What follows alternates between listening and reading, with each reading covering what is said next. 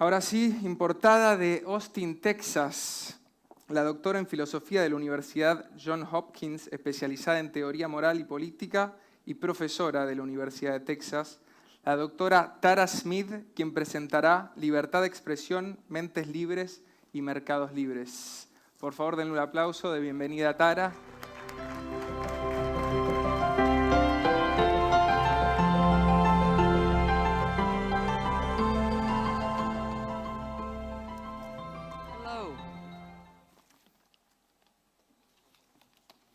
Is my mic on? Yes. Okay, good. Thank you. Thank you. I hope everyone has a handout. You should have been given a handout. Okay. Good. Okay, you probably want to take a breath maybe because you've just been listening for a while, so take a breath. That's all you get. Okay. Thank you so much for having me. I'm very excited to be here. And I've never been in Argentina, let alone Buenos Aires, and I'm liking it. So, thank you. Free speech, free minds, free markets. Freedom of speech has received a great deal of attention worldwide the last few years. Today, I want to call your attention to some underappreciated consequences of its repression. My focus is on the relationship between freedom of speech and free markets, economic liberty, which I know many of you care a great deal about. People usually think of speech as among our civil liberties, free press, freedom of religion, the right to vote, fair trial, and they think of economic affairs as in another category, just another department of life. But it is a mistake to compartmentalize these. They aren't completely independent phenomena, and we can't fully respect either one without respecting the other.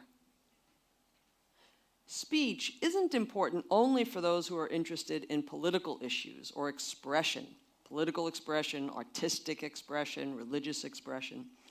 Speech is important to the business person, the property owner, anyone who wants to make a living for that matter. So notice the title of the talk, Free Speech, Free Minds, Free Markets. Free minds, that middle term, that's the bridge, really. Properly understood, I think, what we refer to loosely as free speech actually is a protection of free thinking. And thinking is critical to material prosperity, right? To the production of goods and services, to wealth. And that's what I'll be elaborating on much of this afternoon. So just one quick clarification at the outset. In referring to freedom of speech, I mean legal freedom of speech, okay? How a legal system should treat the words that people speak or write, okay? I'm not talking about private institutions, private companies like Facebook or a university or the Roman Catholic Church or other sorts of organizations. There are some other questions that arise there, but freedom of speech, I'm referring to what should and shouldn't be against the law, okay? All right, you've got on the handout, you have a very simple outline, which we'll be following, nothing complicated. Let me start then by asking, what do speech rights have to do with property rights? Speaking freedom with economic freedom? Everything.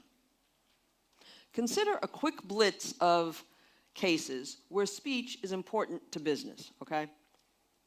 Think about speech to advertise your business, whatever your product or service is, right? I mean, it could be a dry cleaners, electronics repair, you're having a sale at the shoe store, whatever kind of business you're in, there's advertising speech, right? You need speech to describe your product, its advantages over the competitors, the rates you charge, the reliability of service that your company will offer, the support teams available. Think about product labeling. Labeling. When can a company call its food kosher, or halal, or organic, or gluten-free, right? There are a lot of regulations, I know in the US, and I'm sure there are here too, on the packaging of medicines, of cigarettes, of alcohol, right? You've got to tell everybody how they're going to drop dead if they have one more sip of that nice red wine or whatever it might be. Many occupations involve speaking at the heart of what the people do, right? Teachers, professors, people like me, what am I doing? I'm professing, right? I'm speaking to you. I speak, I lecture, I write, I teach. This is what I do for a living. Therapists, psychotherapists, marriage counselors, the clergy. A lot of what a lot of clergymen do is advise people, listen, consult, talk. Investment guidance, retirement planning. Lawyers advise clients. Physicians advise patients on, no, this would really be a better diet for you, or I think you need to change these habits, or these are the pros and cons of this course of treatment versus that one, and so on.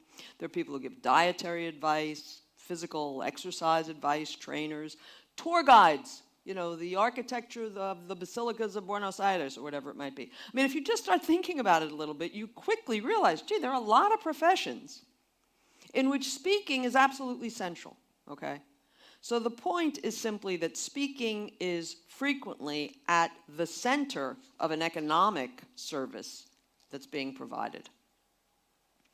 Economic, and this I think is just sort of the first evidence of economic well-being and speech freedom being naturally entwined.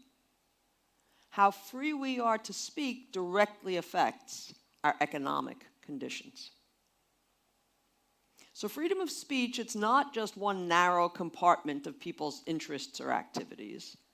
Freedom of speech touches on a lot of activities. Well, why is that? Why would that be? Why is the reach of speech so vast? Because freedom of speech is just one aspect of a deeper freedom, intellectual freedom,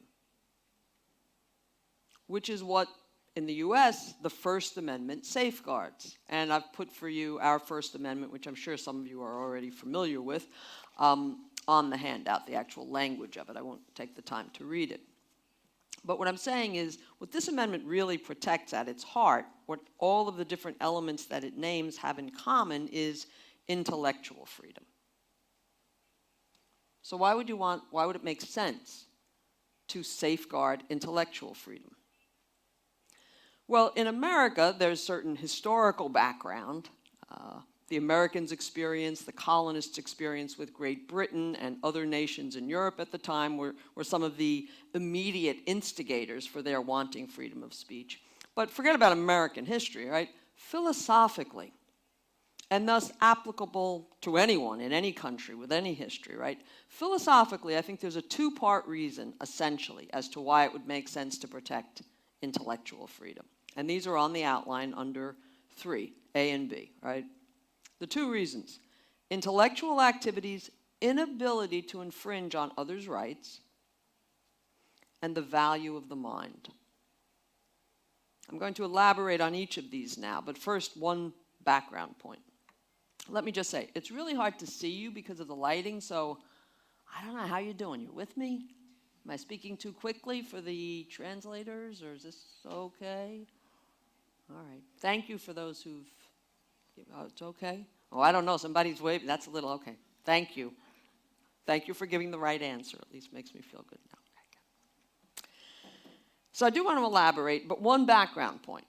I am taking as a premise that the role of government is to protect individuals' liberty, individuals' rights. That's why we have a government.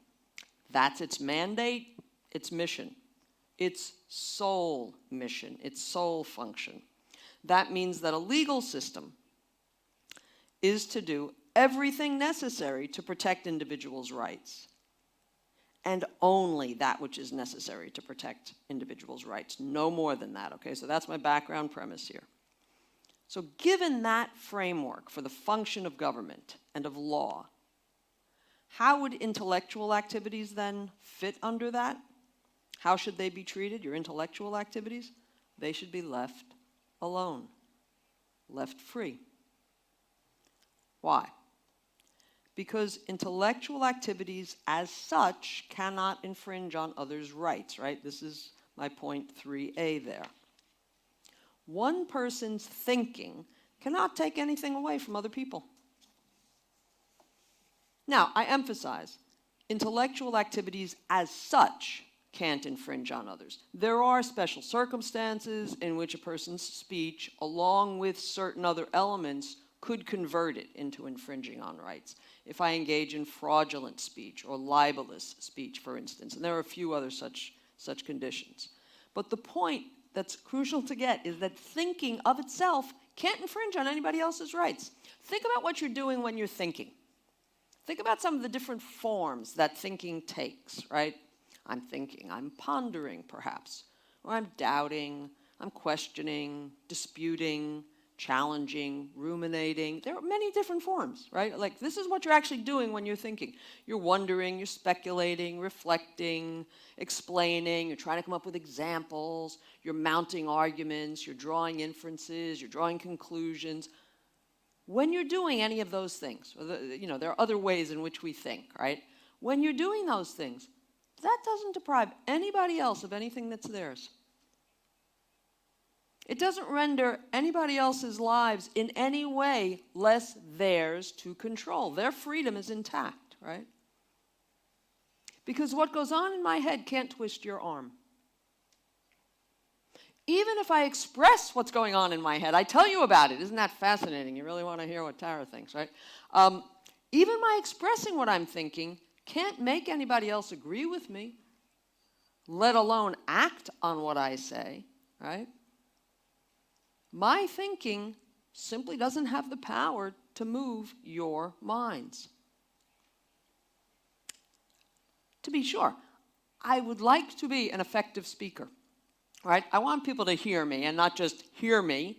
I want people to understand. I want to make people think. I want to encourage them to revise some of their pre-existing beliefs, right?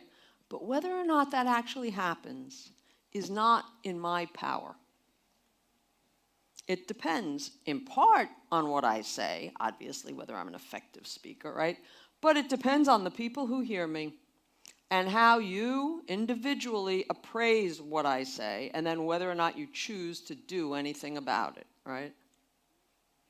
And I think this basic idea that I've put here as, intellectual activities can't affect somebody else's actual freedom, this is the idea behind a quotation you may have heard before.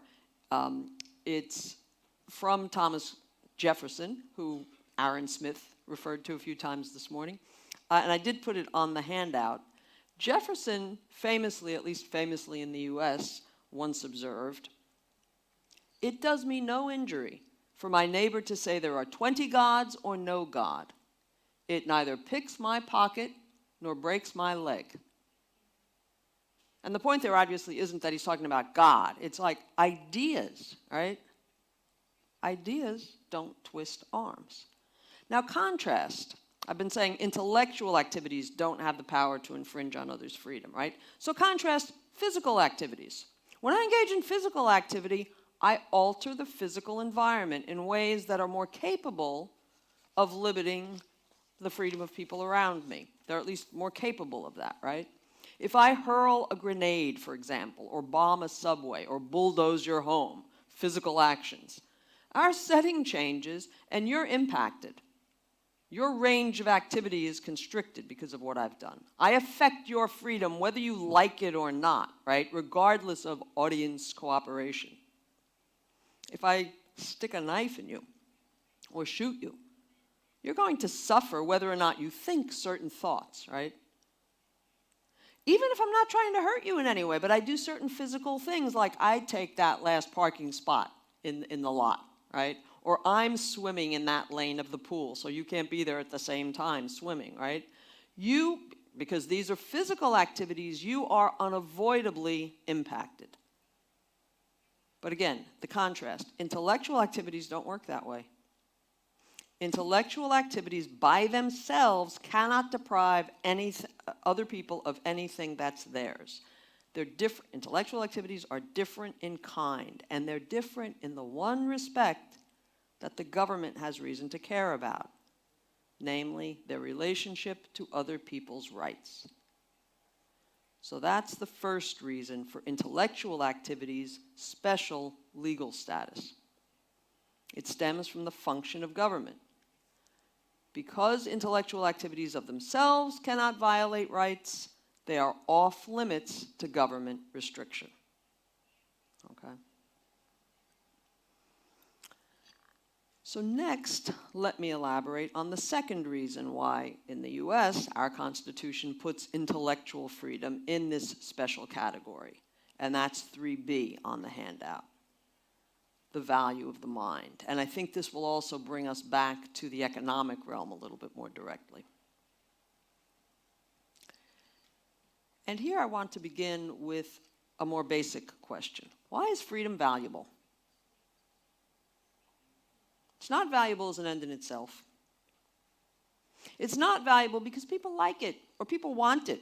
I mean, some people do, some people don't, but even if everybody did, that would not be what makes it valuable. It's not valuable because people or some people think they're entitled to it. Freedom is valuable because it's a necessary condition of human beings being able to live, of their being able to think rationally and act accordingly. And that's what allows them to live.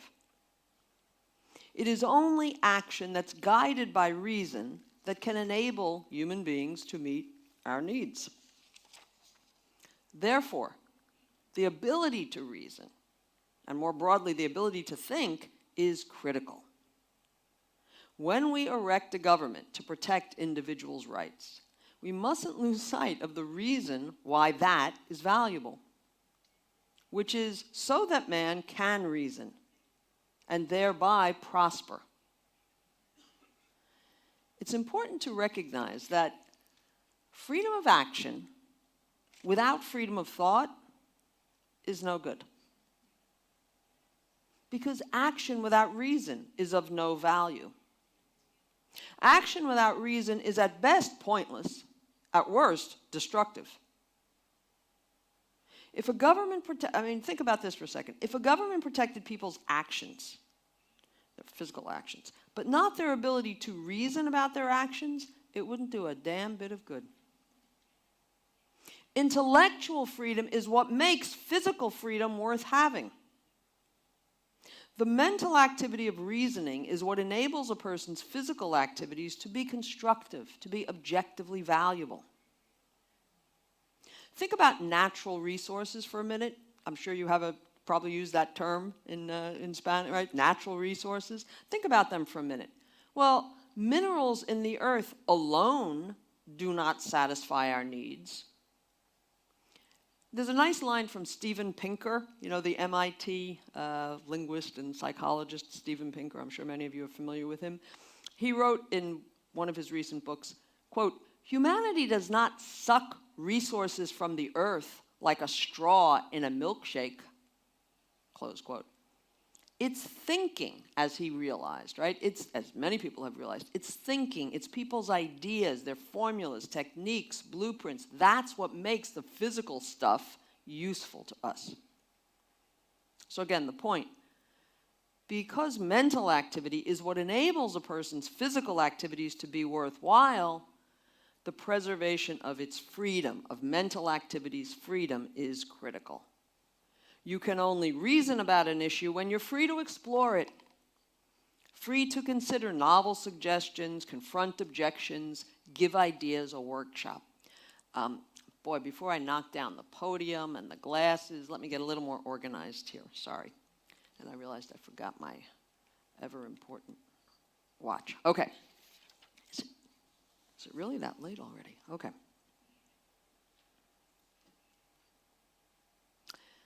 Let's come back to business. A plain illustration, I think, of what I've just been talking about is in the realm of business. Ideas drive successful businesses. You probably don't need me to tell you that, but we do need to stop and fasten on that, I think, for a minute. It's ideas that drive successful businesses, and the more sophisticated the product, the more that ideas are critical. Think about the intellectual power behind eye surgery, or CRISPR DNA, or nanoengineering, or the internet, right? But any business Making even the simplest goods must confront questions. I mean, you could be a baker making bread, you could be making buttons, you could be a moving company, what you're about is physically hauling furniture and stuff, right? Okay, whatever the business, you want to start your own business? Good. Okay, what are you going to make? Who needs that?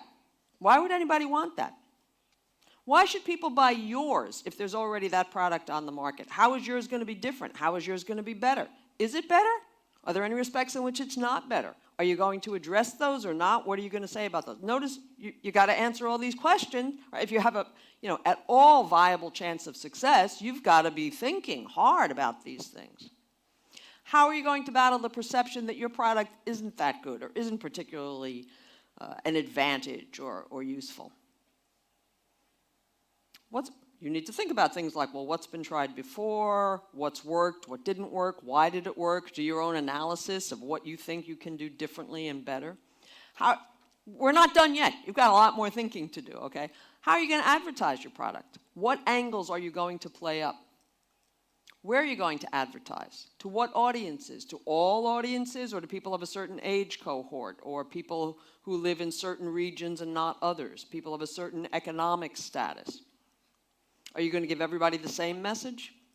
How are you going to make your product? What process are you going to follow? How are you going to recruit the best workers? Who are the best workers? I mean, you're probably getting a headache already, right? You've got a lot of questions to think about here. How much money do you need to start this business? Where are you going to get that money? Should I take the loan that this guy's offering, which is at a better rate, but this other bank, they seem a little bit more reliable? You have a lot of thinking to do. Fast forward a few years. I'll fast forward a little bit in the interest of time. A pandemic hits. Holy hell, now what do you do? 1,000 decisions. Whatever, again, it could be the simplest business in the world. You have a lot of thinking to do. You have a lot of questions to answer. It's really helpful when you have free access to what everybody else thinks and has done and can debate, and people can try to talk you out of ideas, and you can try to talk them out of ideas, and so on. But the point is, your success in business depends on good thinking, good decision making. Bad decisions can really hurt. Good thinking makes for good living. The mind is what gives us everything good. The medicines by which we manage our diabetes, our blood pressure, whatever it might be, the simple, now simple, taken for granted conveniences of microwave ovens and smartphones and these wonderful Nespresso machines and all of that, right? It could be the Post-it note, the remote control, always convenient, right? Or the plane that got me here so quickly and easily and painlessly, in just a few hours, right?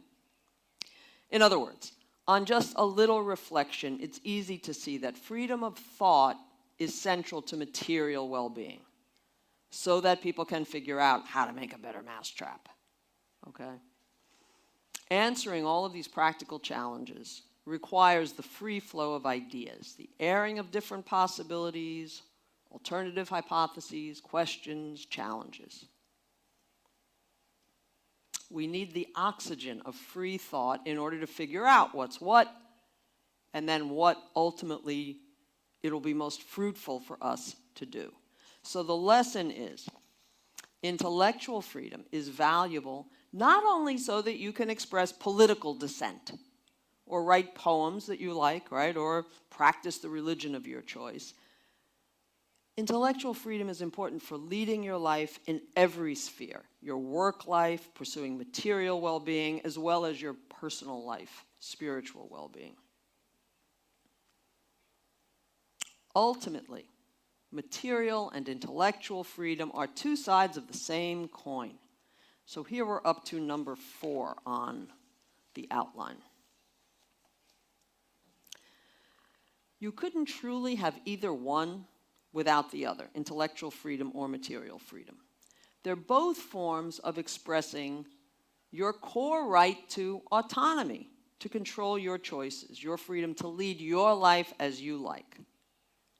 They're your means of, or they're respecting them, your intellectual and material freedom, is the means by which we respect each man as an end in himself. and to see this even still more vividly, I hope. Suppose this were the case. You may speak, you may advocate certain ideas, but not put them into practice, right? You can have an idea for some invention. We'll let you publish the idea, but you're prevented from building it. You can have an idea for a song or a play, but you may not record it or perform it. What good does the freedom to think do if you can't realize it in physical form, right? Love him, but you can't sleep with him. Judge him the best candidate, but you can't vote for him. Consider him the one true God, but don't engage in the rituals of this faith. Don't do anything physically to manifest that. Also consider the reverse. A government that respects freedom of physical activities, but not intellectual activities. Property, this government says. Property we protect. Physical movements, sure. Trade, travel, smoke pot, have sex with whomever, have a party, right? All that's respected as your right. All that's just physical. But your intellectual activities, they will be restricted. We'll dictate what you can read, what ideas you can be exposed to and share and debate with others. Won't that take a toll on what you do, on your actions in traveling, trading, relationships, and so on, right? Human beings act on the basis of what we believe. When the government restricts what you may believe or even consider believing, it restricts your actions. Okay. To make this even more vivid, I hope, consider the following thought experiment. Suppose that a person legally enjoyed complete freedom of speech, freedom of religion, petition, everything in the First Amendment of the US, right? Suppose this government respected complete freedom of speech. You're left free to say and write and publish what you like. Also suppose, however, that state neuroscientists manipulate your thoughts. Their sophisticated devices completely determine your thinking processes and the specific conclusions that you embrace. The outward expression of your thoughts is unobstructed. You're completely free, again, to publish, to speak as you like. But the thoughts themselves are dictated by the government. Would that be a satisfactory state of affairs? Under those conditions, what good would your freedom of speech do you?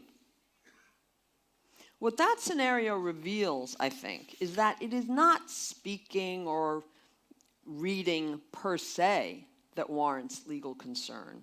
It's the forming of beliefs that are worth expressing. Equally, it's the forming of beliefs that are not worth expressing, because what free speech really safeguards is the freedom to think. Do you have that expression, it's the thought that counts? Do you know that expression? Is that a... Yeah. Well, what I'm saying here is, you know, when it comes to free speech, that's practically literally right? I gotcha, thanks. It's the thought that counts, not the words being uttered, okay? So again, the upshot is, it's impossible to sever intellectual freedom and material freedom. If I can't act on what I think, what's the value of thinking? And if I can't inform my actions by my thoughts, how constructive, how valuable are my actions likely to be? The repression of either of these types of freedom ultimately sabotages the value of both of them. Okay, so a few final words to wrap this up. When we debate freedom of speech, it's not just one tidy corner of life that's involved. You know, political debate, artistic expression, academic discussion on campuses. Because intellectual activity is the key to everything that man does, intellectual freedom is key to material freedom and material prosperity. So again, the deeper principle beneath speech freedom is intellectual freedom, freedom of thought, which the law should respect for two principal reasons. Again, because intellectual freedom, because intellectual activity poses no threat to others' freedom, and because of the indispensable value of the mind to human well-being. And this bridges us to economic issues: freedom to create wealth, own property, free trade, free markets. Man survives by his wits. We outsmart other animals, right?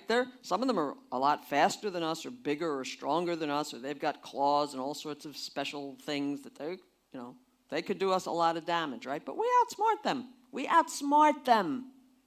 We outsmart our stubbornly finite resources in the mountains and in the waters and wherever, right? Thinking is man's means of survival. Rational thinking and rational action. Reason is our meal ticket, you might say. But freedom is its precondition. That's crucial.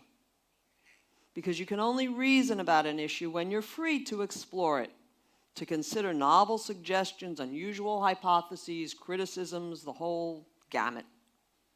When you quell speech, you quell thought, ideas, the possibility of people's coming up with rational ideas that create better solutions, life-enhancing solutions.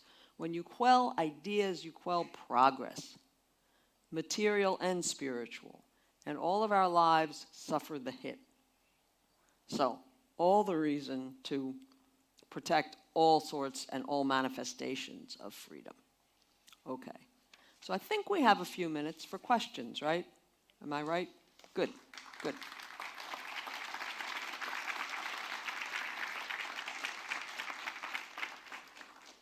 We have about 10 minutes, is that correct? Yeah, 10 minutes, 10 minutos, 15 minutos. Good, thanks. Hello, Tara. Thank you for your lecture. It's Who me. speaks? Oh, okay, I'm sorry. Yeah. Good. My question is about intellectual property rights. How can a person own ideas and ban somebody else from using that idea?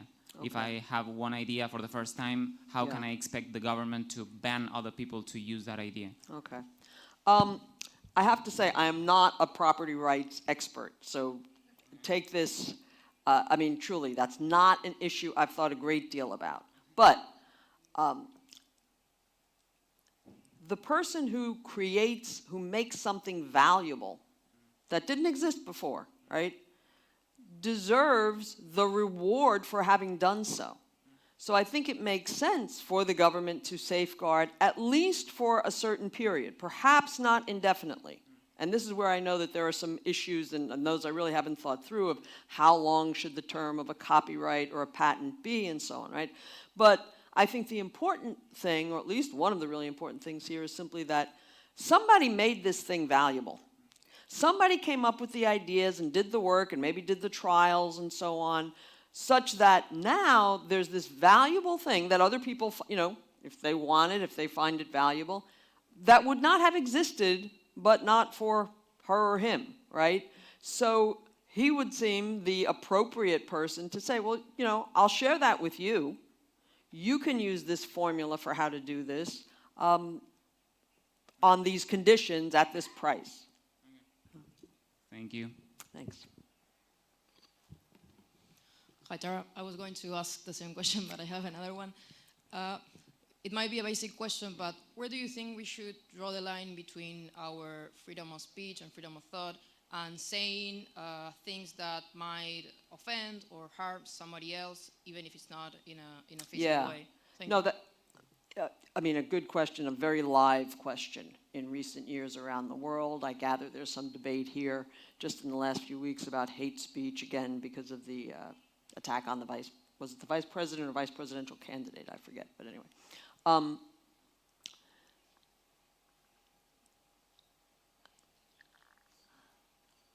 I think you have the right to say the most outlandish things, the most offensive things, the most hate-spewing things.